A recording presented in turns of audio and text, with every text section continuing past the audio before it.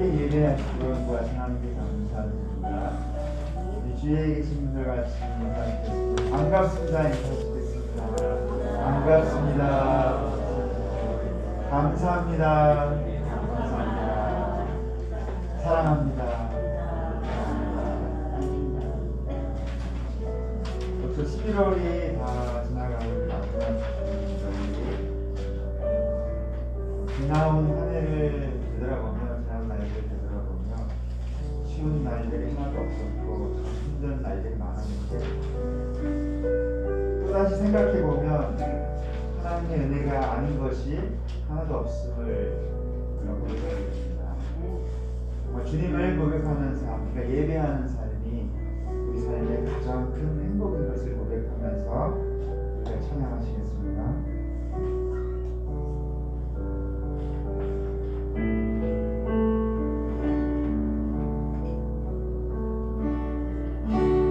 은혜 아니면 살아갈 수가 없네. 몸마저도 다 주의 것이니 세상 평안과 위로 내게 없어 예수 오직 예수뿐이네. 살아갈 수 없네. 은혜 아니면 살아갈 수가 없네. 복음마저도 다 주의 것이니 세상 평안과 위로 내게 없어 예수 오직 예수뿐이네.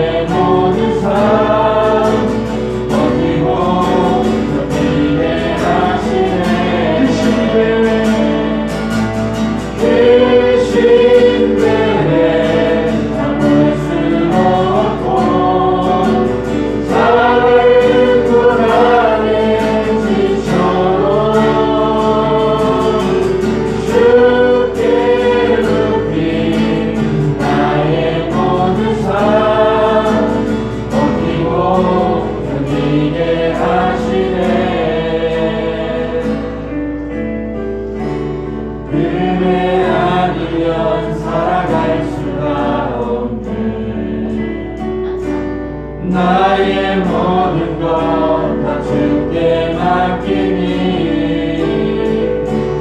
참된 평안과 위로 내게 주신 예수 오직 예수뿐이네. 하나지 않아도 정결하게 사는 삶 가진 것이 적어도 감사하며 사는 삶 내게 주신 작은 힘 나눠주며 사는 삶 이것이 나의 삶의 행복이라고 이것이 행복이라고 세상에 알 수 없는 하나님 성분 이것이 행복이라고 하나님의 자녀로 살아가는 것 이것이 행복이라고 일 많지만 기도할 수 있는 것 억울한 일 많으나 주를 위해 찾는 것 비록 짧은 작은 삶 주 뜻대로 사는 것 이것이 나의 삶의 행복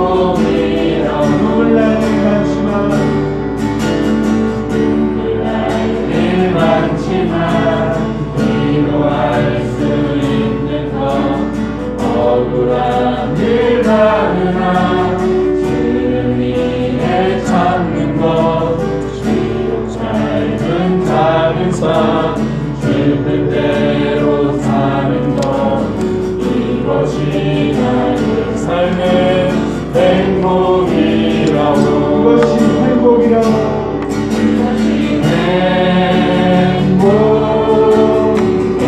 행복이라고 세상은 알 수 없는 하나님 선물 이것이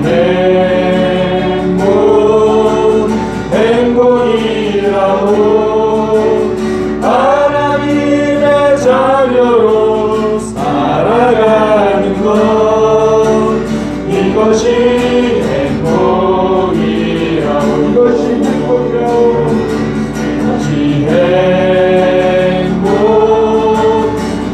행복이라고 세상은 알 수 없는 하나님 선물 이것이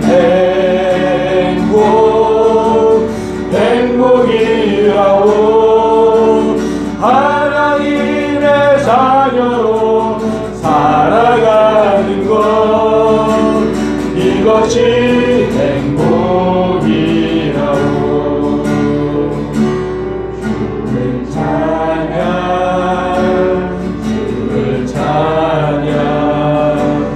나의 소망 그 한 가지 내도 내 삶을 헤아리는 주님 주의 항상 살기 원하네 주를 찬양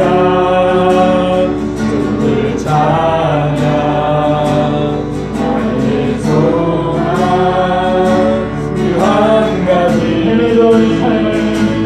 헤매던 삶을 헤아리는 주님 주의 항상 살기 원하네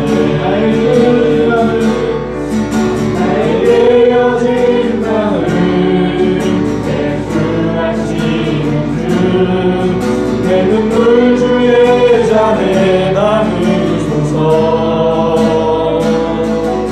주를 지함으로 두려워하느니 주님만 찬양합니다 주를 찬양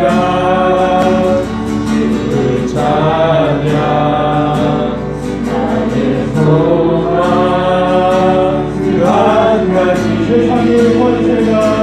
세상의 권세가 날 무너뜨려도 주의 항상 살기 원하네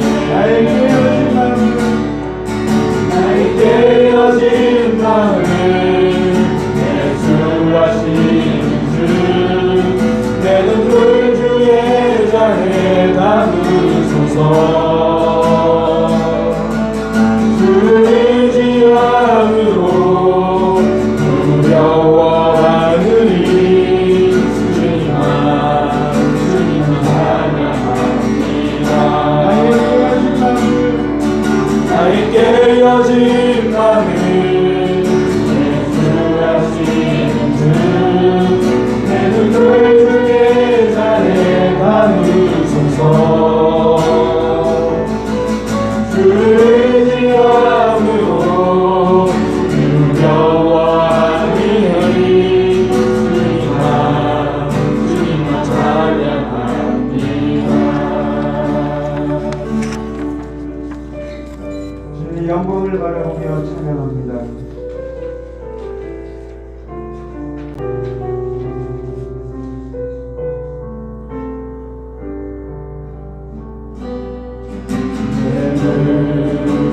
주의 영광을 보내 우리 가운데 계신 주님 그 민만 영광 고난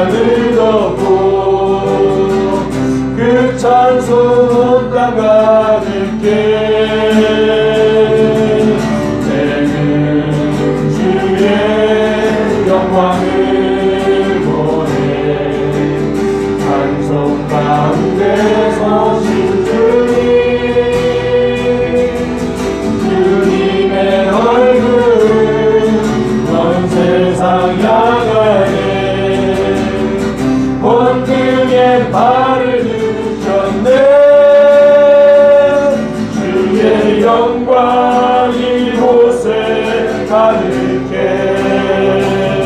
우린 선의 주님과 함께 찬양하며 우리는 전진하리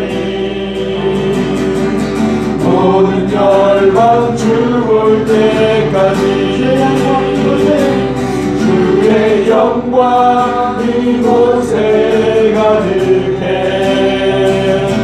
우린 선의 주님과 함께 찬양하며 우리는 전진하리 모든 열방 죽을 때까지 이곳에 오셔서 이곳에 앉으소서 이곳에서 드리는 예배를 받으소서 주님의 이름만이 오직 주의 이름만 이곳에 있습니다 하늘의 문을 여소서 이곳을 주목하소서 주를 향한 노래가 꺼지지 않으니 하늘을 열고소서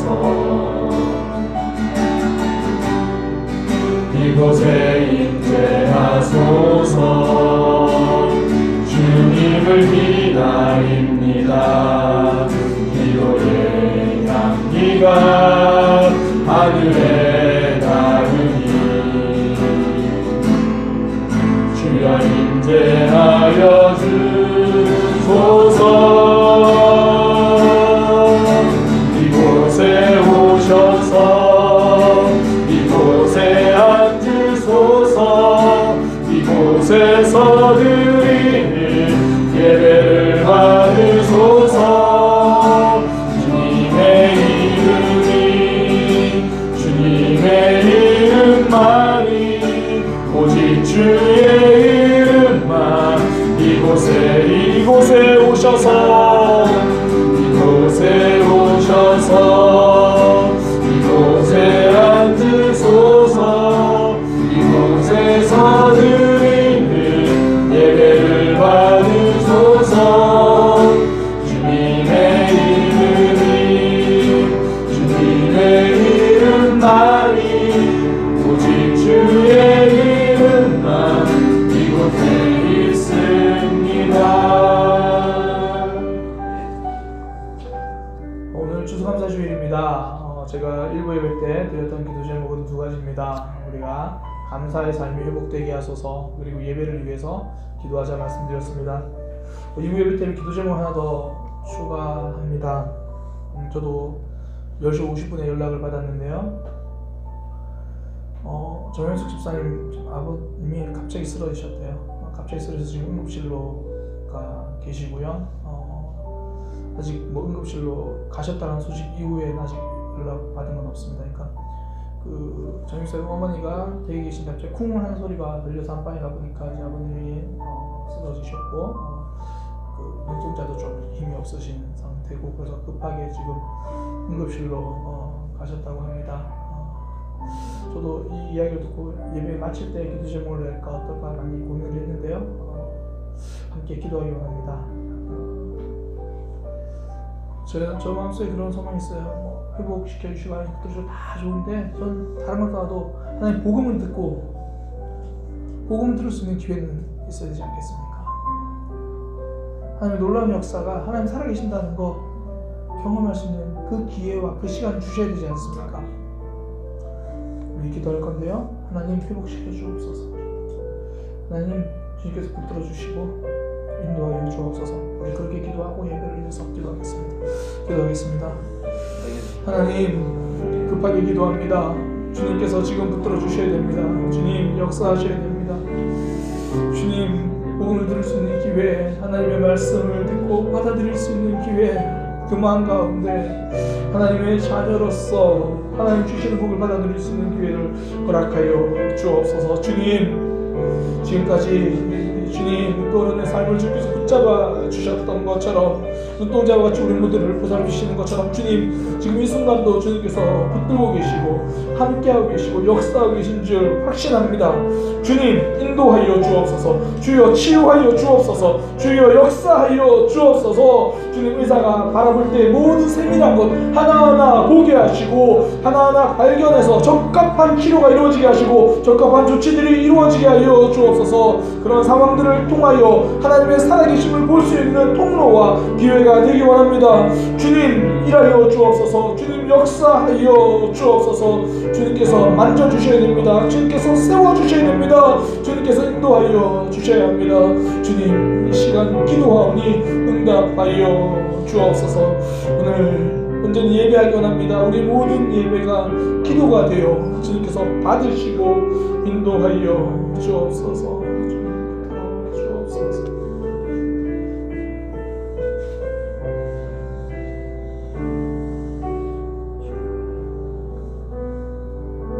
기도드리겠습니다.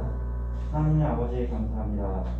추수감사절을 맞이한 한 해 동안 베풀어 주시고 지켜주신 하나님께 영광과 존귀와 찬양을 올립니다.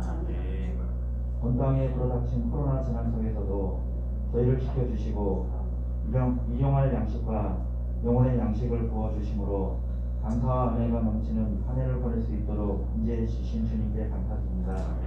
특히 올 한 해 어렵고 힘든 고난의 길 가운데서도 하나님께서는 한순간도 놓치지 않으시고 믿음의 축복과 건강의 축복과 물질의 축복과 가정의 축복과 자녀의 축복을 주시고 우리 자신을 되돌아보고 회개할 수 있는 축복까지 주셔서 감사합니다. 교회가 코로나 재난으로 다음 주부터는 주님 전에 예배드리지 못하고 각 가정에서 비대면 예배로 드릴 예정이지만 어려운 상황 속에서도 성령님께서 저희 교회와 가정에 친히 찾아오셔서 정결한 마음을 주시고 거룩한 산 제사를 드릴 수 있도록 주님께서 함께하여 주시옵소서. 목마른 사슴이 시냇물을 갈급하듯 40분이 아침을 기다리듯 하나님의 사랑과 축복을 날마다 갈망해 가며 겸손의 길에 서서 영원한 생수를 마시며 살아가게 하옵소서. 오직 믿음으로 하나님께 나가며 하나님 말씀에 순종하며 감사함으로 믿음이 완성되게 하옵소서. 젊은이들이 꿈과 희망을 잃고 낭망하며 신음하는 이 나라를 주님께서 치료하여 주시옵소서. 코로나 재난으로 인하여 일상이 무너지고 사회적 거리를 두고 살아갈지라도 저희 교회와 가정을 지켜주시고 주신 사명과 비전을 이루게 하옵소서. 추수감사절을 맞아 단위에 세우신 박명수 담임 목사님의 말씀을 통하여 감사하는 믿음이 회복되게 하시고 우리의 심령이 말씀을 통해 치유되고 새 힘을 얻는 감사의 시간이 되게 하여 주시옵소서. 날마다 영혼의 생수를 주시는 예수 그리스도의 이름으로 기도드립니다. 아멘.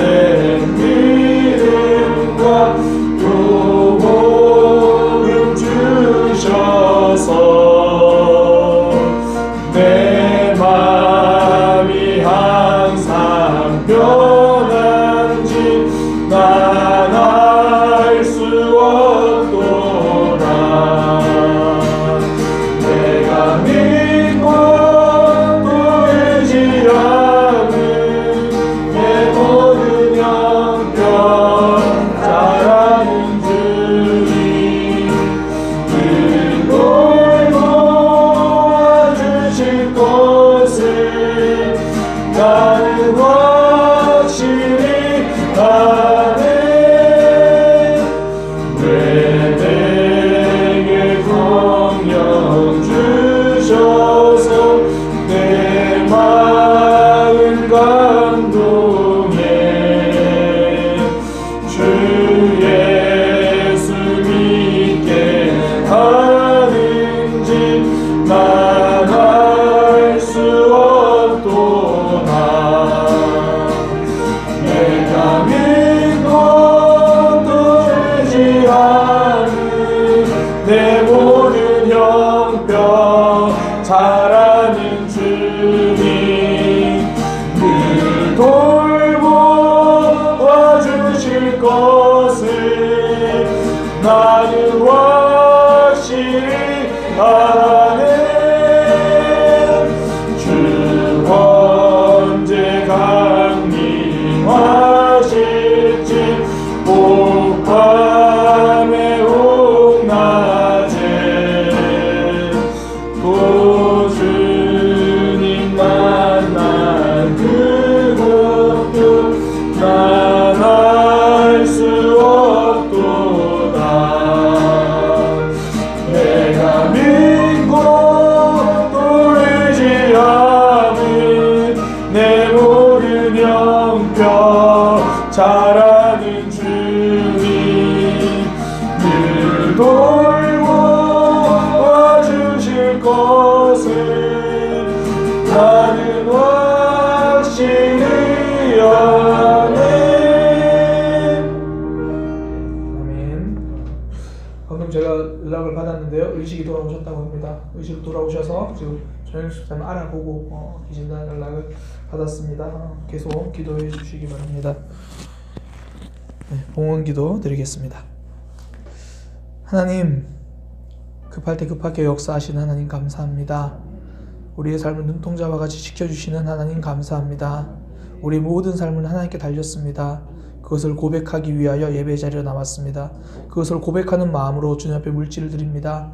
이 물질을 받으시고 우리의 삶이 늘 하나님 앞에 서서 하나님 붙잡고 살아가는 삶이 되게 하여 주옵소서.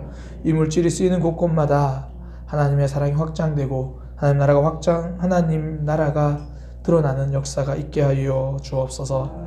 이 땅을 살아갈 때 물질이 필요합니다. 주님, 때를 따라 돕는 은혜를 주셔서 넉넉하게 공급하여 주옵소서. 믿음으로 살아갈 때에 때로는 물질 때문에 시험 들기도 합니다. 우리의 믿음 붙들어 주셔서 승리하는 삶이 되게 하여 주옵소서. 예수님의 이름으로 기도드립니다. 아멘. 교회 소식입니다. 오늘 광고가 좀 많은데요. 예배 참석하신 분들을 주님의 이름으로 환영합니다. 반갑습니다. 오늘 저 2층에 계시는 분들 반갑습니다. 사랑의 교회는 정부 방역 지침에 적극 협력합니다. 지금 정부 방역 지침이 2단계로 올라갔죠. 그래서 각 이렇게 모이는 장소마다 20% 인원만 이렇게 참석할 수 있게 되어 있습니다. 오늘 그래서 가능하면 가족들 아닌 곳은 한 의자당 지금 한 명씩 이렇게 앉아 그렇게 부탁을 드렸고요. 그렇게 또 앉아야 합니다. 그렇게 협력해 주시고요. 또 우리 교회는 지금까지 3월 달부터 이제 코로나가 막 본격적으로 막 활동할 때부터 저희 교회가 그 당시에는 뭐 온라인 예배, 오프라인 예배 그런 얘기 나올 때 어떻게 해야 될까라고 장로님들랑 많이 고민하면서 저희가 대원칙을 지역사회를 배려하자, 교회가 조금 손해보자, 그렇게 우리가 대원칙을 잡았습니다. 그래서 지금까지 정부 방침을 적극 협력하고 지역사회를 배려하는 쪽으로 저희가 계속해서 결정을 해왔고요. 지금 정부 방역지침 2단계인데 서울에서 1000만 시민 멈춤 기간이라고 각 종교단체들에게 비대면 예배를 적극 비대면 예배로 동참해달라고 그렇게 공문이 내려왔습니다. 그래서 뭐 대면 예배 금지는 아니지만 우리가 지금까지 했던 방침들을 유지하자, 그렇게 결정을 해서 다음 주부터 우리 사랑의 교회는 비대면 예배로 전환을 합니다. 그래서 각자의 자리에서 꼭 예배에 성공하는 삶이 되시기를 바랍니다. 그리고 또 하나 광고는요, 저희가 뭐 의도했던 건 아닌데 항상 비대면 예배로 전환하는 시점에 첫 드려진 헌금을 우리가 항상 이제 필요한 이웃들에게 우리가 전달했었습니다. 첫 번째는 코로나 시기를 갑자기 닥쳐져서 이런 게 전혀 준비가 되어 있지 않은 취약계층들에게 우리가 좀 전달했으면 좋겠다. 그래서 장안복지관을 통해서 전달했고요. 또 한 번은 이 우기가 그 한 50일 동안 장마가 이어지고 태풍 오고 막 그랬던 시기에 그래서 우리가 그때 또 그렇게 수재민들을 돕는데 저희가 첫 비대면 예배 주일 헌금을 사용했고요. 이번에도 제가 지난주에 예배 시작하기 전에 우리가 함께 기도 나누면서 하나님 코로나가 심해집니다. 이럴 때일수록 가장 취약한 계층들이 아픕니다라고 그렇게 기도를 했고 하나님 돌봐주십시오라고 기도를 했잖아요. 주중에 하나님 주신 마음이 그래 내가 돌봐줄 건데 내가 항상 사람의 손을 통해서 일하잖아. 너희의 손을 통해서 해야지 그런 마음을 주셨어요. 장로님들이랑 이렇게 이야기를 하면서 그렇게 그러면 첫 비대면 예배 우리 헌금을 또 그렇게 우리 그 취약한 그 이들 뭐 지난번처럼 뭐 장안사회복지관이든지 아니면 또 주변의 그런 기관과 단체를 통해서 전달하자 좀 그렇게 결정을 했습니다. 그래서 다음 주에 각 가정에서 드려지는 그 비대면 주일 헌금은 전액 우리가 그렇게 또 도움이 필요한 곳으로 그렇게 전달하도록 하겠습니다. 그렇게 되고요.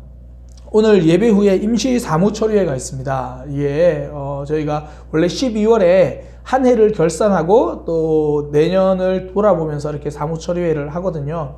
그런데 앞서 말씀드린 것처럼 12월이 지금 현재로는 뭐 또 상황이 호전되면 대면 예배를 드릴 수 있겠지만 현재 12월이 비대면 예배가 되면서 사무처리회를 지금 못하게 되었습니다. 그래서 오늘 좀 급하게 임시 사무처리회를 예배 후에 진행하게 됩니다. 그 정기 사무처리회를 못하는 대신 임시 사무처리회를 통해서 그걸 대체할 수 있는 방안을 좀 결의하려고 하거든요. 그래서 오늘 11시 예배 마치면 그 자리에서 2층도 마찬가지입니다. 2층도 그렇게 계시고 2층이랑 여기랑 그 유튜브로 지금 실시간 하기 때문에 뭐 시간이 짧게는 30분, 30초, 길게는 한 1분 정도 텀이 있어요. 그래가지고 이 사무처리 할 때는 유튜브로 하지 않고요. 제가 제 아내와 영상 통화를 할 겁니다.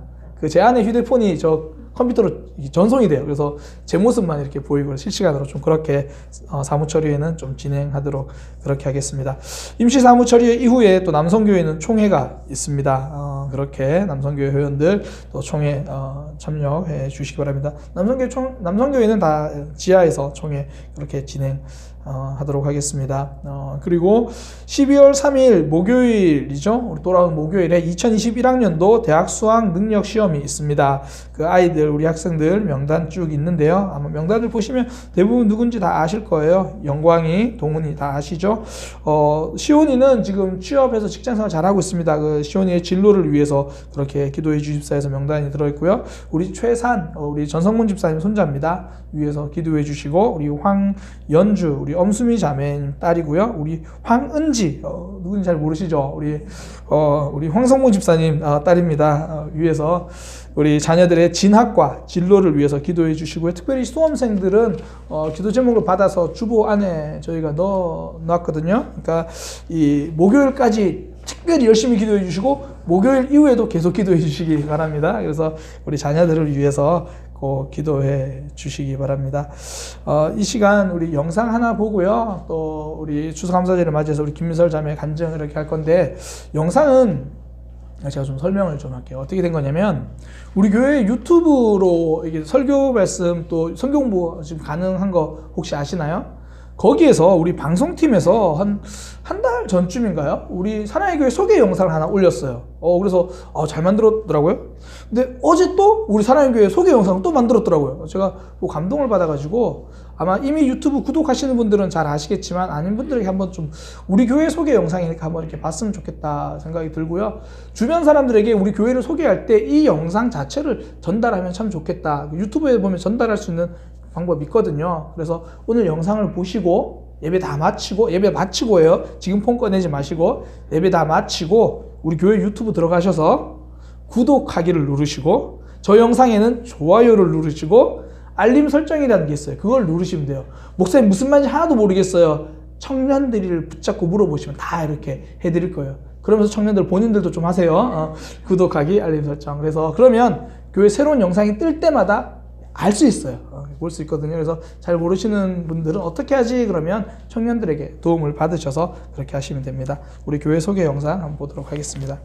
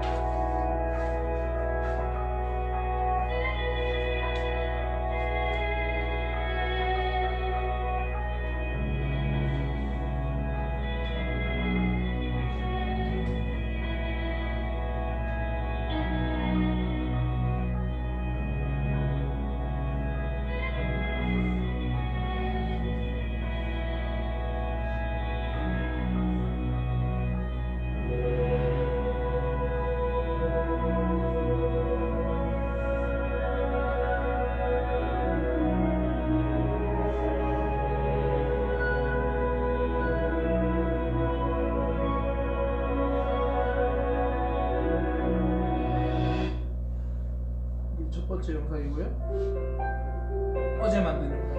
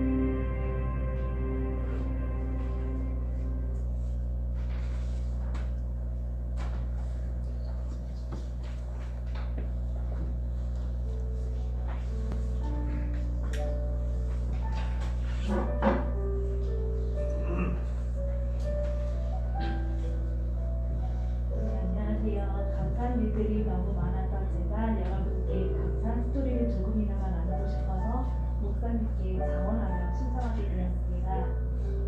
누가 이 자리에 설지 많이 떨리셨죠? 제가 여러분 덕분에 이 자리에 설 수 있게 되어서 감사합니다. 원래 나서는 성격도 아니고 하나님께나 목회자님들께 납치가 되어야 마지못해 순종하는 성격인데요.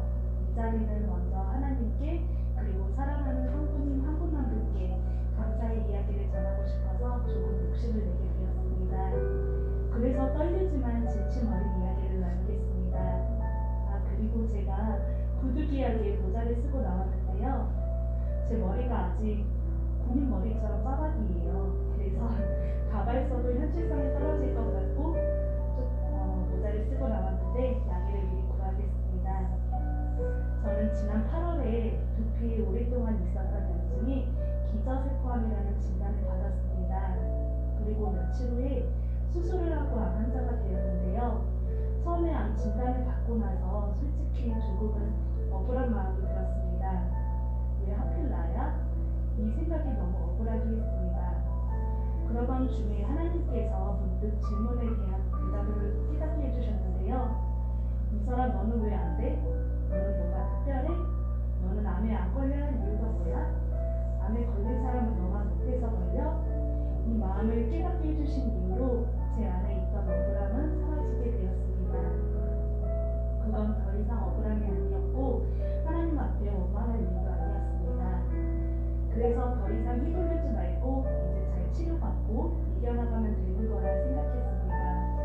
어쩌면 삶의 터닝포인트가 될 거라고도 생각했습니다. 암도 기도로 잘 이겨내야 되겠다고 다짐도 했고요. 저는 은혜를 받고 주변의 기도해준 동역자들에게도 은혜를 나누면 좋겠다고 생각도 했습니다. 처음에는 뭣도 모르고 아주 비장했었죠. 그래서 조금 담대하게 수술을 받을 수 있었던 것 같습니다. 그런데 수술 한 번이면 끝날 줄 알았던 제가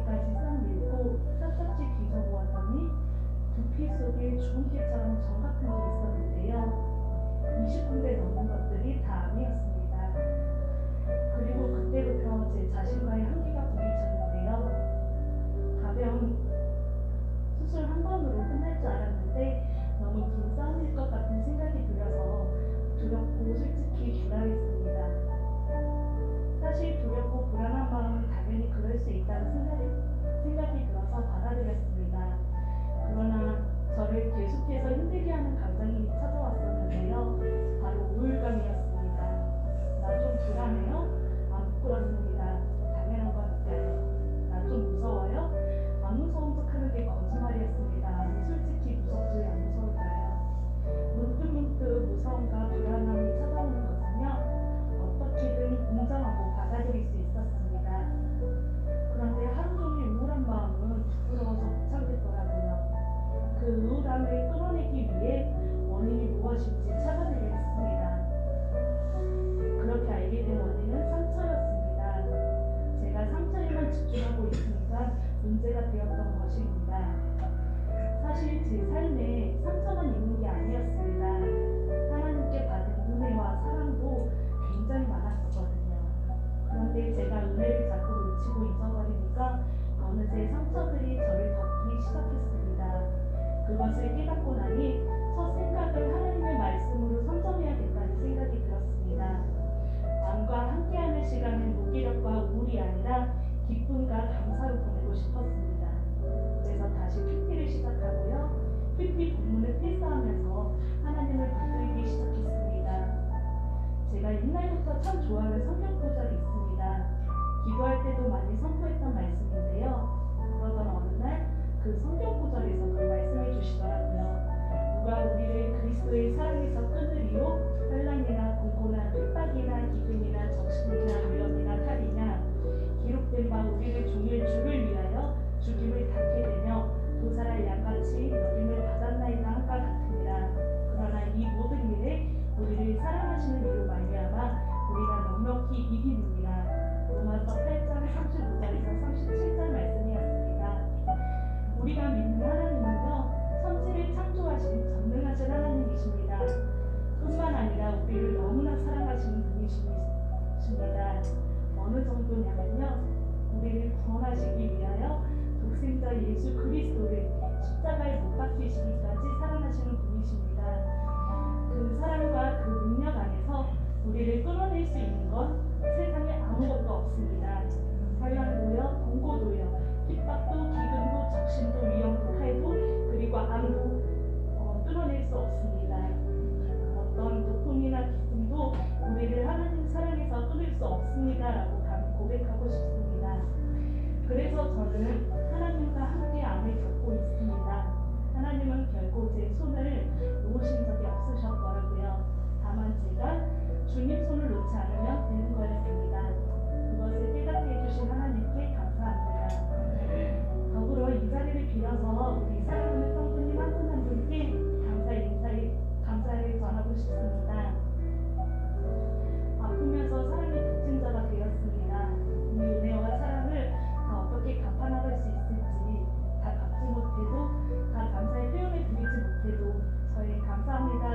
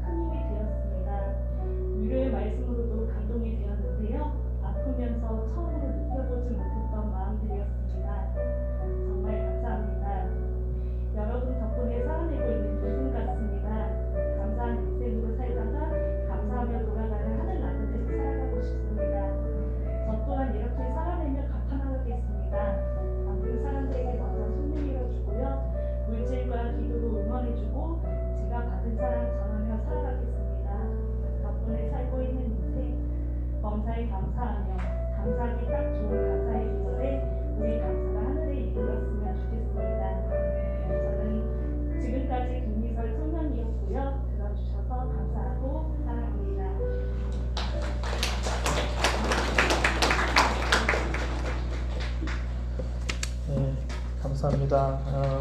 추수감사절 감사를 누군가 했으면 좋겠다라고 했는데 사실 내심 아무도 안 하실 줄 알고 올해도 없나 뭐 그러고 있었는데 저녁에 이설이가 전화가 왔더라고요. 그래서 또 이렇게 함께 은혜를 나누게 되었습니다. 옆에 있는 친구들과 함께 인사하겠습니다. 사랑의 교회는 삶의 변화를 경험하는 교회입니다. 우리 교회는 믿음이 성장하는 교회입니다. 네, 제일 중요한 인사죠. 제 믿음이 성장하고 있습니다. 네, 그렇게 성장하기 위해서 우리 함께 하나님 말씀 보도록 하겠습니다. 사도행전 9장 1절에서 9절까지 말씀입니다. 사도행전 9장 1절에서 9절까지 말씀입니다.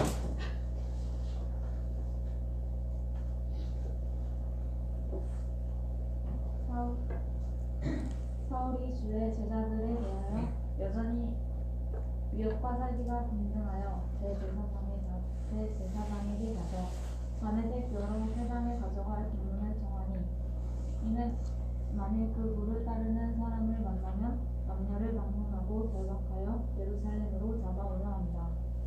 사울이 길을 가다가 다메섹에 가서 가까이 이르더니 호련히 하늘로부터 빛이 그를 둘러 비추는지라.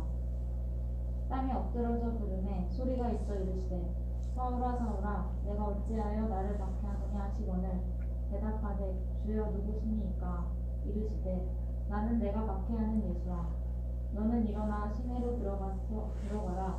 내가 행할 것을 내게 이를 자가 있느니라 하시니 같이 가던 사람들은 소리만 듣고 아무도 보지 못하여 말을 못하고 서 있더라. 사울이 땅에서 일어나 눈은 떴으나 아무것도 보지 못하고 사람의 손에 끌려 다메섹으로 들어가서 사흘 동안 보지 못하고 먹지도 마시지도 아니하니라. 아멘. 사도행전 9장 1절에서 9절 말씀을 통해 그래도 붙들어 주시니 감사합니다 라는 제목으로 하나님 말씀 증거하도록 하겠습니다. 사도행전 9장 1절에서 9절 말씀을 통해 그래도 붙들어 주시니 감사합니다 라는 제목으로 하나님 말씀 증거하도록 하겠습니다. 통증이 주는 유익이 있습니다. 더 큰 아픔을 막아주는 거거든요. 그러니까 뜨거운 것을 잡을 때 그 뜨겁다라는 통증 때문에 빨리 손을 떼잖아요. 그러니까 뜨겁다는 통증이 없으면 더 위험해집니다. 그 통증이 화상을 막아주는 거거든요. 그러니까 간암이 위험한 이유도 통증이 없기 때문입니다. 그러니까 안 아프기 때문에 위험하죠. 간 안에는 통증을 느끼는 신경세포가 거의 없대요. 그래서 간 안에는 종양이 웬만큼 자라도 통증이 느껴지지 않는다는 거죠. 그래서 간을 침묵의 장기라고 말합니다. 사실 이 부분에서 제가 참 많이 알아요. 왜냐하면 부모님 두 분 다 간암 수술을 하셨거든요. 아버지는 그래도 좀 빨리 발견하신 편이긴 한데 뭐 결국 돌아가셨죠. 물론 저희 아버지도요, 수술하기 전까지도 간에서는 통증을 느끼지 못하셨어요. 오히려 이제 종양이 그 담관을 막았기 때문에 발견할 수 있었던 케이스거든요. 뭐 저희 어머니도 통증 때문에 발견했던 건 아니고요, 간염 때문에 간을 꾸준히 검사하고 계셨거든요. 그 과정에 발견한 거예요. 그러니까 오히려 간염 때문에 간암을 막아낸 케이스입니다. 그러니까 그 작은 아픔이 더 큰 아픔을 막아낸 거죠. 아픔을 느끼지 못하는 게 더 위험합니다. 이성복 시인이라는 시인이요, 그 날이라고 하는 시를 썼는데요, 그 시의 마지막 문장이 이렇게 됩니다. 모두 병들었는데 아무도 아프지 않았다. 시의 내용이 뭐냐면, 사회 안에서 이 사회에 병들고 소외되고 불합리한 일들이 많은데 아무도 그거를 문제처럼 여기지 않는다, 그렇게 말을 하면서 그 마지막 문장을 쓴 거예요. 뭐 예를 들어 이런 거죠. 우리나라 뉴스에도 한번 나온 적이 있는데, 인도 이야기입니다. 인도에서 고등학교 입학시험 같은 시험이 있는데요, 그 시험을 칠 때면 부모들이 그 건물에 전부 다닥다닥 붙어 있는 거예요. 이게 우리나라처럼 뭐 수능 전에 이 교문 앞에 부모님들이 서 있는 거 말고, 학생들이 시험 치는 그 건물 있잖아요. 그 창문에 부모님들이 3층까지 막 벽을 타고 올라가서 커닝 페이퍼를 주는 거예요. 그러니까 거의 모든 부모님들 거기 다 붙어 있는 겁니다. 그 근처에 경찰이 있는데도 제지하지도 않아요. 분명히 잘못됐는데 사람들은 잘못이라고 느끼지 못하는 거예요. 모두 병들었는데 아무도 아프지 않은 겁니다. 한마디로 무뎌진 거죠. 무뎌진 세상. 죄가 가장 위험할 때는요, 큰 죄를 지었을 때가 아닙니다. 무뎌졌을 때입니다. 2차 세계대전 당시에 독일이 그 많은 유대인들을 죽일 수 있었던 이유는요, 사람을 죽인다는 사실에 점점 무뎌졌기 때문이죠. 무뎌진 세상입니다. 오늘 본문에도 무뎌진 인생이 등장합니다. 사울인데요. 이 사람은 스데반 집사님이 돌로 맞는 것을 보면서, 그 죽어가는 과정을 보면서 잘 된 거야, 이렇게 생각하고 있었습니다. 그러니까 박수치고 있었다라는 거죠. 잘 죽었다, 이렇게 생각했어요. 1절에 보니까 그의 모습을 이렇게 이야기해요. 사울이 주의 제자들에 대하여, 예수님 믿는 사람들에 대해서 여전히 살기와 위협이 등등하여. 성경에서 지금 콕 집어서 헬라어 에티거든요. 여전히라는 단어를 꼭 집어넣어요. 사울은 지금 계속 무뎌져 있다라는 거예요. 자신이 잘못하고 있다는 것도 알지 못한 채 여전히 그 모습에 머물러 있는 거예요. 심지어 이제는 옆에서 박수치는 모습이 아니라 대제사장을 찾아가서 이렇게 말합니다. 제가 예수 믿는 사람 다 잡아올 테니까 허락해 주십시오. 그렇게 사람을 잡으러 가고 있습니다. 무뎌진 인생, 그의 특징, 여전히예요. 내가 잘못을 하고 있는지도 모릅니다. 여전히 죄에 머물러 있습니다. 그 잊을만 하면 한 번씩 나오는 뉴스가 있잖아요. 학교 폭력에 대한 이야기들. 그 가해자 아이들을 볼 때마다 참 슬픈 게요, 그 가해자 아이들은 자신들이 하는 행동이 얼마나 큰 잘못인지를 잘 몰라요. 문제가 골마 터져 나올 때까지 여전히 그렇게 행동합니다. 그래서 무서운 게 관행이잖아요. 잘못된 일이라고 적발하고 나면 하는 말, 이거는 우리 조직의 관행입니다. 심지어 군대에서 폭력과 가혹행위도 관행이라는 말로 넘어간 적이 많았잖아요. 관행으로 맞으면서 군생활 하셨잖아요, 우리 어른들. 운동선수들 간에, 선후배 간에, 혹은 코치가 선수들에게 관행이라는 말로 했던 가혹행위가 지금 문제가 되고 있잖아요. 그냥 익숙함에 머물러서 잘못된 모습으로 살아가는 거죠. 신앙생활에도 저는 이렇게 늘 해왔습니다. 관행 때문에 말씀이 선포되어져도 움직여지지 않을 때가 많잖아요. 잘못된 모습 여전히 그냥 그대로 갈 때가 많다라는 거죠. 이 관행이 언제 깨집니까? 문제가 터지면 그제서야 잘못을 깨닫고 수정하기 시작하는 거예요. 지금 사울의 삶에 문제가 터졌습니다. 여전히 살기 등등하게 예수 믿는 사람 잡으러 가는 그 길에 갑자기 나타난 빛을 만난 거거든요. 3절에 보니까 호련히 하늘로부터 빛이 그를 비추었다 그래요. 호련히, 헬라어로 이 엑사이프네스, 갑자기, 뜻밖의, 그런 말이에요. 그러니까 여전히 죄를 범하러 가는 그에게 갑자기 지금 빛이 임합니다. 전혀 준비되지 않았으니까 갑자기죠. 전혀 생각하지 않았으니까 뜻밖이죠. 내 모습과 상관없이 지금 하나님의 역사가 임한 겁니다. 저는 그래서 이 갑자기라는 단어를, 갑자기는 시간적인 의미잖아요. 저는 이 갑자기라는 이 말을 의미상으로 이렇게 표현하고 싶어요. 내 모습이 어떻든 간에 상관없이. 사울은 여전히 예수님을 미워하고 있습니다. 그 미워하는 사울의 미움에도 상관없이 예수님은 그 앞에 나타나셨습니다. 이것이 하나님의 은혜입니다. 우리는 여전히 지금 삶을 떠나려고 하지 않거든요. 큰 틀에서 변화 없이 조금만 바꿔볼까? 그렇게 생각하거든요. 그런 우리의 결정과 상관없이 갑자기 찾아오신 거죠. 뭐 지난주 설교 표현으로 납치하시는 거잖아요. 오늘 추수감사 예배로 드리고 있습니다. 한 해를 돌아보면 많은 감사를 합니다. 그 중에서 제일 큰 감사는 우리의 죄와 상관없이 하나님이 우리를 붙들어 주신 거죠. 제가 최근에 이제 시편 말씀을 묵상하고 있는데요. 시편 1편을 묵상하는데 하나님의 은혜가 너무 감사한 거예요. 시편 1편 아마 잘 아시는 말씀이잖아요. 복 있는 사람은 그러면서 쭉 설명을 해요. 그러면서 복 있는 사람은 이렇게 말하죠. 악인들의 꾀를 따르지 않는다. 그리고 죄인들의 길에 서지 않는다. 그렇게 안 하는 반면에 여호와의 율법을 즐거워한다. 그 율법을 주야로 묵상한다. 제가 이 말씀을 묵상하면서 읽으면서 내린 결론이 뭐냐면 나는 복받기 틀렸구나. 복 있는 사람은 악인의 꾀를 따르지 않는다고 하는데 제 모습을 보면 어느새 잔머리를 굴리고 있거든요. 악인의 꾀를 따라가려고 하거든요.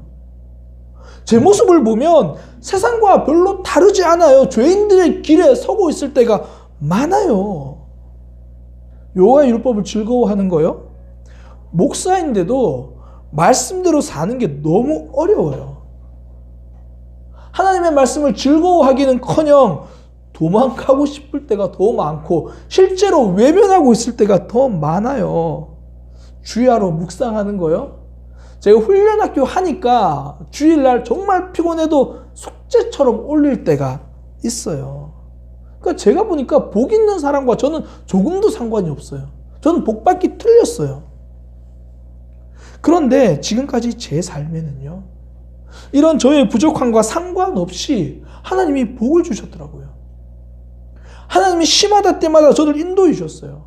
그 시편 1편에 보니까 하나님 그 복이 있는 사람이 잎사귀가 마르지 않고 풍성한 복을 받는다고 그러는데 말씀을 묵상하면서 느낀 게 딱 제가 그 복을 받은 거예요. 저도 물론 가끔 돈이 좀 더 많았으면 좋겠다는 생각을 합니다.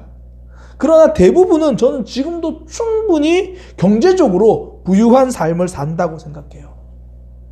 잎사귀가 마르지 않는 정도가 아니라 부족함 없이 쓰는 풍성하게 사는, 무성하게 사는 삶을 살고 있어요. 저는 여전히 하나님 앞에서 신실하지 못하지만 하나님은 이런 제 모습과 상관없이 저에게 신실하게 역사하시더라는 거예요. 그러니 추수감사절 맞이해서 저한테 목사님은 무엇이 가장 감사합니까? 이렇게 물어보신다면 부족한 저를 그래도 붙들어 주시는 그 하나님, 그 하나님께 감사합니다. 이렇게 대답하겠습니다. 이건 저만의 고백이 아닐 거예요. 지난 1년을 돌아보면 하나님은 우리를 한순간도 놓지 않고 계시는데 우리는 수시로 놓았다가 잡았다가 놓았다가 잡았다가 내 컨디션 좋으면 붙들었다가 상황이 힘들면 내려놓았다가 그 놀이동산 같은 데 가면 롤러코스터 있잖아요. 청룡열차라고 하는 거. 그거 타면 이제 안전벨트가 이렇게 내려오잖아요. 근데 저 같은 사람은 그거 타면 안전벨트를 절대 못 놓아요. 꽉 붙들고 가거든요. 그런데 뭐 학생들, 청년들, 베테랑들은 그거 샥 내려갈 때도 손을 들고 만세하고 막 흔들더라고요. 180도 싹 돌 때 있죠.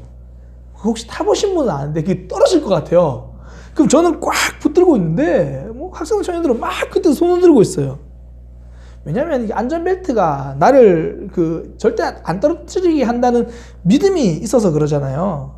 근데 우리는 실상 믿음도 없는데 안 붙잡고 있잖아요. 뭐 작은 문제만 와도 벌벌 떨고 있으면서 그래도 하나님도 안 붙잡고 내 계획 붙들고 내 생각 붙들고 그렇게 우리는 하나님 놓고 있는데 하나님은 우리를 그래도 붙잡고 계신다라는 거예요. 이것이 감사입니다. 하나님이 우리를 붙들어 주지 않았으면 벌써 우리는 우리 마음대로 저 멀리 갔을 거예요. 지금 사울에게 예수님이 갑자기 나타나지 않으셨다면 그는 계속 예수님 믿는 사람들을 박해하는 그 길을 끝까지 걸어갔을 겁니다. 좀 오래된 영화인데요. 2001년에 개봉한 영화, 유명한 영화라서 다 아실 거예요. 보셨을 건데 친구라는 영화. 그 영화에 보면 이런 장면이 등장합니다. 그 친구가 보통 세 사람이잖아요. 절 닮은 장동건도 나오고 뭐 유호성도 나오고 막 그런데 안 웃으니까 제가 할 말이 없네요. 그 보면 이제 모범생 상택이라는 친구가 나와요. 그 모범생 상택이가 자기 때문에 일어난 싸움 때문에 친구 유호성이 퇴학을 당합니다. 그러니까 이 모범생이 자기 집에 있던 300만 원을, 그 당시 굉장히 큰 돈이죠. 300만 원을 가지고 와서 유호성을 찾아와서 같이 가출하자 그렇게 말해요. 그때 유호성이 이제 부산 사투리로 이렇게 말합니다. 네가 돈을 들고 가출해서 내한테 찾아오면 내가 와 상태가 잘했다. 이제 우리 이제 같이 건달해가 인생 개판 치자. 그럴 줄 알았나. 그러면서 하는 말이 이 유호성이 아버지가 건달이고 자기 집에 이제 삼촌이라고 하는 조직원들이 많이 왔었거든요. 그러니까 그러면서 하는 말이 이거예요. 내가 우리 집이 제일 엉망이라고 생각했을 때가 언제인 줄 아나. 내가 어릴 때 우리 집에 삼촌들이 많아서 참 좋았거든. 근데 내가 중학교 때 한번 가출하고 돌아오니까 그때 내가 삼촌이라고 부르던 놈들 중에 한 놈도 내를 뭐라 하는 사람이 없는 기라. 그때 누가 내한테 뭐라 했었거나 아니면 아예 때리기라도 했으면 혹시 내가 정신 차렸을지도 모르는데. 유호성이 슬퍼하는 것은 자신이 잘못된 길로 가려고 할 때 아무도 막아주지 않은 것이었습니다. 이스라엘 백성들이요, 애굽왕 바로가 계속 괴롭히니까 거기서 나가고 싶은 마음이 들었어요. 하나님이 그들에게 그 고난을 허용하신 이유가 그렇지 않았으면 여전히 애굽에 머무르려고 하기 때문이에요. 처음부터 학대를 받았던 게 아니거든요. 요셉 때문에 굉장히 좋은 대우 받았습니다. 그렇게 좋은 대접 받고 있으면 그 누구도 애굽에서 나갈 생각을 안 합니다. 이스라엘 백성들, 그 안락함의 길이 막혀버리니까 하나님이 약속한 길로 가는 거예요. 다메섹으로 가는, 그곳으로 가서 예수 믿는 사람 죽이려는 그 사울의 계획과 상관없이 하나님이 그 길을 막으셨기 때문에 사울은 살아나는 거예요. 그 뜻대로 가려고 할 때 막아주신 것이 은혜입니다. 그래서 성도는요, 지는 싸움을 하는 거예요. 우리 삶에서 하나님이 이기실 때 우리가 살아나게 될 것입니다. 야복강에서요, 하나님과 야곱이 씨름을 하잖아요. 하나님, 저 이대로 이 강을 건널 수 없습니다. 형이 지금 사람 400명을 이끌고 저를 죽이려고 했어요. 하나님 살려주시지 않으면 저 안 됩니다. 그리고 하나님과 씨름하는 그 손을 놓지 않는 거예요. 그때 하나님 이렇게 말씀하세요. 그래, 네가 이겼다. 분명히 야곱에게 승리하셨다고 말씀하셨는데 실상은 야곱이 졌어요. 힘을 상징하는 엉덩이 뼈가 주저앉았거든요. 절뚝절뚝 절면서 형을 향해 갑니다. 힘이 다 빠진 모습으로 형에게 무릎을 꿇습니다. 야곱이 진 거예요. 야곱은 그동안 자기 힘 붙들고 살았거든요. 그런데 야복강에서 하나님과 씨름한 이후에 내 힘으로 살지 않기로 다짐한 거잖아요. 하나님이 항복하신 줄 알았는데 야곱이 항복했습니다. 그리고 살아난 거예요. 아합 왕의 아내 이세벨은요, 끝까지 하나님에게 앉으려고 했죠. 갈멜산 대결에서 엘리야 선지자가 이겼잖아요. 그 자리에서 바알 선지자 450명이 죽었거든요. 이세벨은 그래도 항복하지 않습니다. 오히려 더 악을 쓰고 더 고집을 부립니다. 엘리야를 잡아라. 하나님의 말씀이 더 이상 나오지 못하게 하라. 끝내 이기려고 아등바등했던 이세벨은 결국 죽음을 피하지 못했습니다. 내가 져야 내가 삽니다. 성도의 싸움은 하나님께 지는 싸움이에요. 지는 싸움을 하기 위해서 필요한 것이 있습니다. 내 모습을 제대로 아는 거예요. 하나님은 야곱하고 씨름할 때 그의 이름을 물으십니다. 너의 이름은 무엇이냐? 너는 어떤 사람이냐? 야곱이 대답합니다. 하나님, 저 야곱입니다. 이름의 뜻, 속이는 자, 발목 잡는 자. 하나님, 저 속이는 삶을 살아왔습니다. 하나님, 저 다른 사람 발목 잡는 삶을 살아왔습니다. 하나님의 질문은 거울이었습니다. 나 자신의 모습을 보게 만드는 거울, 부끄러운 모습 피하지 못하게 만드는 거울. 그렇게 악한 내 모습을 인정할 때 야곱은 항복하게 된 거예요. 여전히 다메섹으로 가고 있는 사울, 다른 사람 죽이는 길이 옳다고 생각하며 기세 등등하게 자신있게 그 길을 가고 있었는데요. 그때 갑자기 하늘에서 빛을 비추고 사울에게 묻습니다. 사울아, 사울아, 너는 왜 나를 박해하느냐? 사울에게 말씀해 주십니다. 너는 박해하는 사람이다. 그때 사울이 예수님에게 묻습니다. 당신이 누구입니까? 예수님의 대답은요, 네가 박해하는 예수다. 이제야 사울은 자신이 누군 줄 알았습니다. 아, 나는 박해하는 사람이구나. 나는 하나님과 반대편에 서 있는 사람이구나. 분명히 사울이 예수님에게 누구신지를 물었는데 예수님은 사울이 어떤 사람인지를 알려주신 거예요. 너는 박해하는 사람이다. 믿음은요, 나를 마주하는 시간입니다. 교회는 너를 향한 정의를 세우는 곳이 아닙니다. 나를 향한 정의, 나를 향한 하나님의 말씀을 듣는 곳이에요. 세상의 구호를 듣고 나면요, 나쁜 사람이 생겨요. 타도해야 할 적이 보입니다. 그러나 말씀을 들으면요, 나쁜 저 사람이 보이는 것이 아니라 말씀 때문에 아픈 내 모습이 남습니다. 침례 요한이 요단강에서 침례를 주면서 하나님의 말씀을 이렇게 전하잖아요. 회개하라. 그리고 합당한 열매를 맺으라. 그때 사람들이 물어요. 우리가 무엇을 하리까? 세상이 어떻게 변해야 할까를 묻지 않습니다. 내가 무엇을 해야 할지를 묻고 있습니다. 말씀을 통해 나 자신을 마주하게 됩니다. 나쁜 세상이 아니라 아픈 내 모습이 보였습니다. 사람들은요, 남을 보면 웃습니다. 개그 콘서트 보세요. 예전에 요즘 다 끝났지만 예전에 할 때 개그맨들이 넘어져도 우리는 웃잖아요. 남의 모습이니까. 서로 간에 뺨을 때리는 모습을 보면서 우리는 웃잖아요. 남의 모습이기 때문입니다. 그런데 내 모습을 보면 울게 되어 있습니다. 굉장히 유명한 소설이죠. 아마 한 번쯤 들어보신 소설인데 빅토르 위고의 명작 레미제라블, 그 장발장 나오는 그 이야기. 그 주인공 장발장은요, 굶주린 조카를 위해서 이 빵 하나를 훔친 죄로 19년 동안 감옥살이를 합니다. 처음엔 유리를 깨고 이 빵을 훔쳤다는 이유로 5년형을 선고받아요. 근데 감옥에 있으면서 굶주릴 조카들을 생각하는 그 걱정에 탈옥을 시도합니다. 그게 번번이 실패해서 형기가 19년까지 늘어나요. 이 작품을 쓴 빅토르 위고는 장발장의 삶을 이렇게 한 문장으로 요약해요. 19년 동안 그는 한 번도 눈물을 흘리지 않았다. 이런 장발장이요, 19년 만에 눈물을 흘리는 장면이 등장합니다. 우리가 이야기 너무 잘 알잖아요. 자신에게 친절을 베풀어 주었던 마리엘 주교의 집에서 은근슬쩍 다 훔쳐 나오잖아요. 그때 다시 잡혀가서 그 집에 가니까 마리엘 주교가 이렇게 말하죠. 왜 이 은촛대는 가져가지 않았습니까? 제가 다 드렸잖아요, 형제요.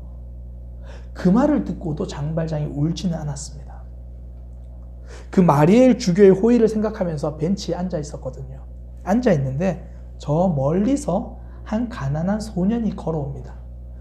가난한 차림의 소년, 자신에게 전 재산인 한 동전 하나를 너무 기뻐서 이렇게 아이들 하는 거 있잖아요. 던져가지고 손등으로 탁 받고 그렇게 하면서 걸어오고 있는데 장발장 앞을 지나다가 동전이 떨어져요. 동전이 대구르르 구르더니 장발장 발밑으로 갑니다. 장발장은 무심결에 발을 내리면서 그 동전을 밟게 돼요. 아이가 말합니다. 제 동전 주세요. 장발장은 화를 냅니다. 너 저리 가라고. 아이는 계속 제 동전 주세요. 제 동전 주세요. 장발장은 그냥 아이에게 왜 나를 귀찮게 하나 그 마음에 아이에게 버럭 화를 내면서 꺼지라고 이야기합니다. 아이가 울고 불며 하다가 장발장의 큰 등치가 너무 무서워서 결국 아이는 도망갑니다. 그 후에 장발장이 일어나서 발을 떼는데 그 동전을 보는 거예요. 나는 또 훔치는 사람이 되어버렸는가. 이 동전 하나를 발견하고요. 정신이 번쩍 들어서 그 아이를 막 찾으면서 소리 지르면서 그 아이를 막 찾으러 돌아다닙니다. 그리고 그 아이를 못 찾아요. 그리고 나서 이렇게 외칩니다. 나는 불쌍한 사람이다. 19년 동안 한 방울도 나오지 않던 눈물이 터져 나오고 오열합니다. 발 밑에 있던 동전 하나 속에서 훔치는 내 모습을 보았기 때문입니다.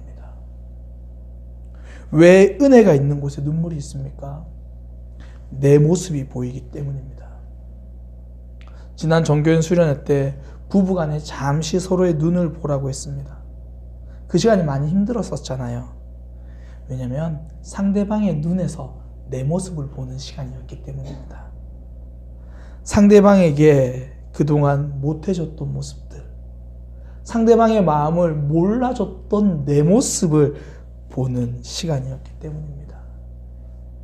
우리 사랑의 교회는 예배 드릴 때 성도들도 참 많이 울고요. 설교자도 웁니다. 왜 그렇습니까? 하나님이 예배를 통해 우리의 모습을 보여주시기 때문입니다.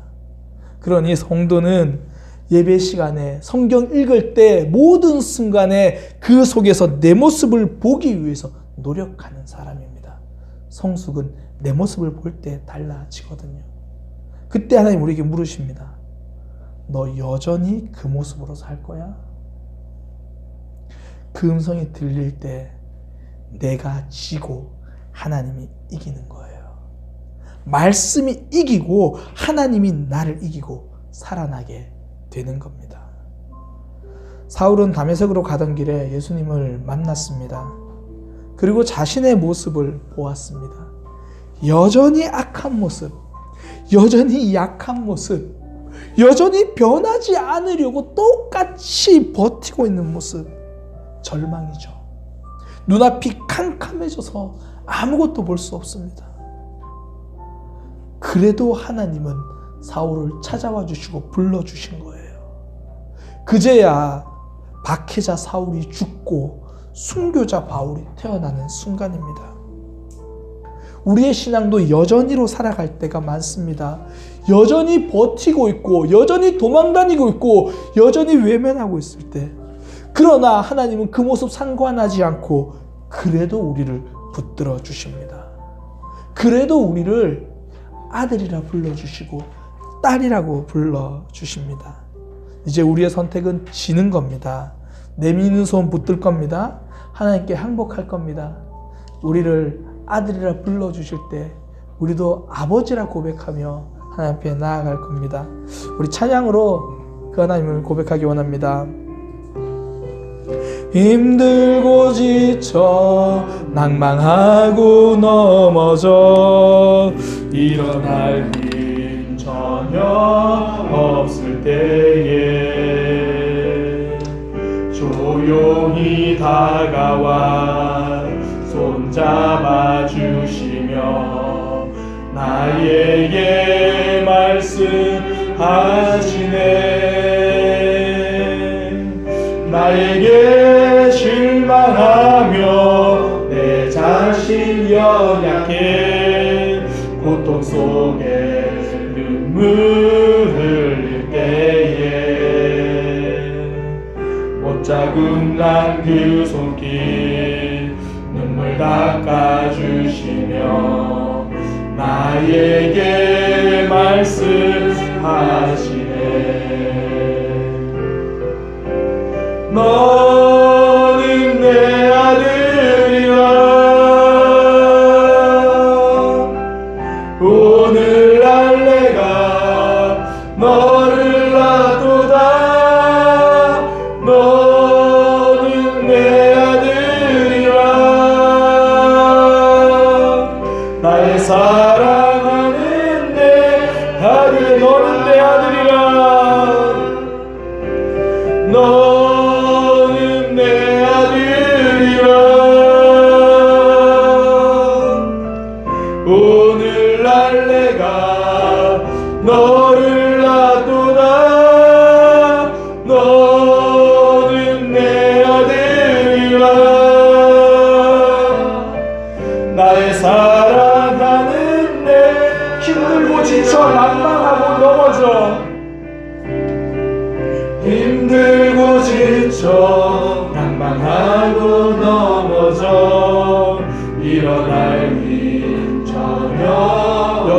주저앉았을 때 우리를 손 내밀어 주십니다. 조용히 다가와 손 잡아주시며 나에게 말씀하시네. 말씀 앞에 설 때마다 느낍니다. 실망합니다. 내게 실망하며 내 자신 연약해 고통 속에 눈물 흘릴 때에 붙잡은 난 그 손길 눈물 닦아주시며 나에게 하나님 우리에게 말씀하십니다. 너는 내 아들이다. 너는 내 딸이다. 오늘날 내가 너를 놔두다. 너는 내 아들이라. 나의 사랑하는데 너는 내 아들이라. 너는 내 아들이라. 오늘날 내가 너를 놔두다. 너는 내 아들이라. 나의 사랑하는 내 아들이라. 하나님 앞에 서면 언제나 반성문을 먼저 쓰게 됩니다.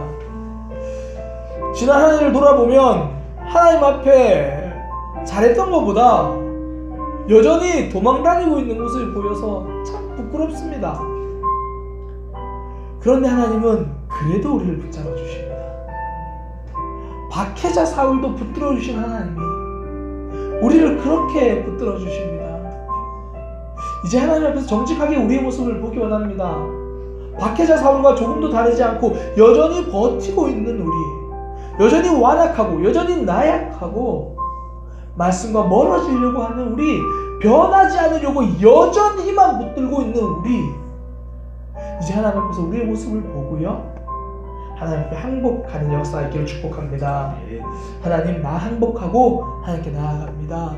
그래도 붙잡으신 하나님을 의지하며 나아갑니다. 우리 시간 기도하기 원하는 건요, 하나님 매번 말씀 앞에 내 모습을 보게 하시고 하나님께 항복하게 하시고 그 하나님 붙들게 하여 주옵소서. 우리 함께 기도하겠습니다.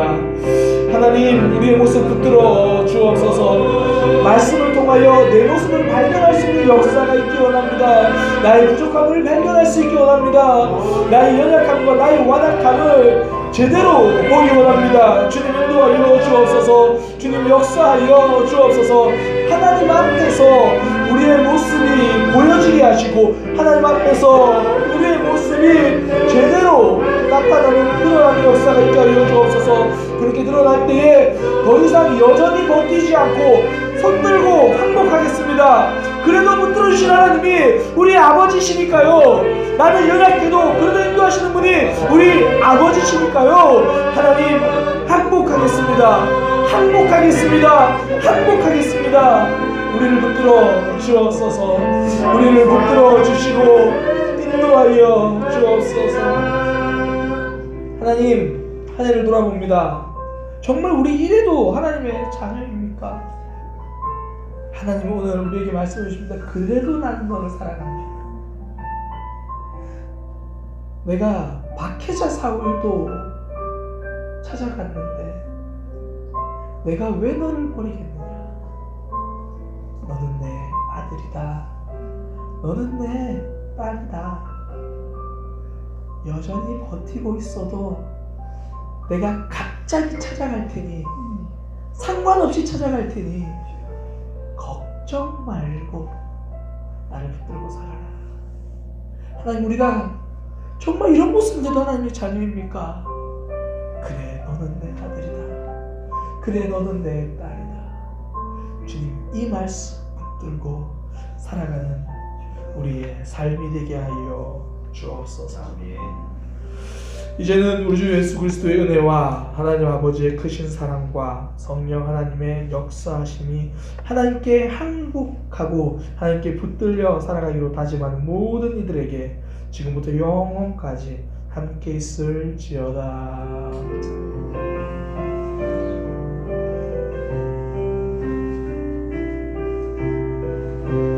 내가 지쳐